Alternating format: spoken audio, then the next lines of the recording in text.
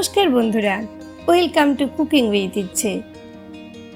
আজ আমি আপনাদের সাথে কচু শাকের একটা রেসিপি শেয়ার করব। তো সেই জন্য বাজার থেকে কচু শাকগুলো কাটা অবস্থাতে আমি কিনে নিয়ে এসেছি। এটাকে এখন হাই ফ্লেমে একটা স্টিম দিয়ে নেব।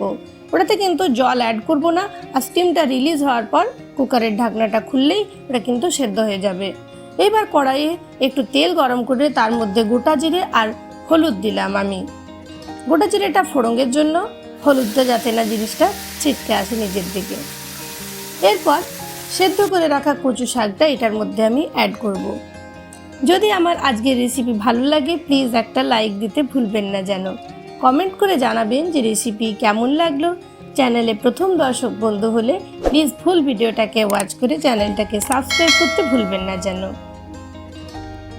দিয়ে দিলাম আদা আর কাঁচা লঙ্কা বাটা। ঝালটা আপনি ইচ্ছে মতো দিতে পারেন। দিলাম পরিমাণ মতো নুন।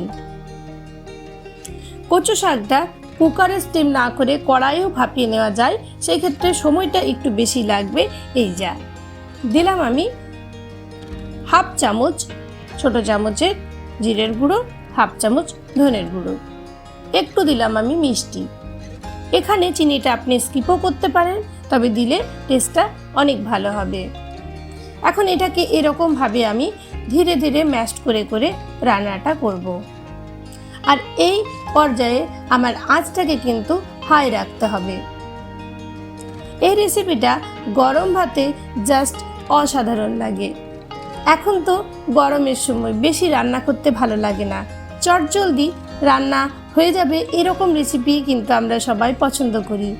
তাই শুকনো গরম ভাতে এই রেসিপিটা যদি হয় তাহলে আর কিছুই লাগবে না। আর এটা একেবারেই নিরামিষ, বাড়ির সবাই খেতে পারবে। দেখুন এরকমভাবে ম্যাশ করে করে মোটামুটি যখন ড্রাই হয়ে আসবে তখন ধীরে ধীরে একটু করে নারকেল কোড়ানো দিতে হবে আর মিশিয়ে মিশিয়ে যেতে হবে। নারকেল কোড়াটা স্কিপও করতে পারেন, কিন্তু দিলে টেস্টটা দ্বিগুণ হবে। হয়ে গেছে, এইবার নামিয়ে পরিবেশন করলেই হচ্ছে। ধন্যবাদ।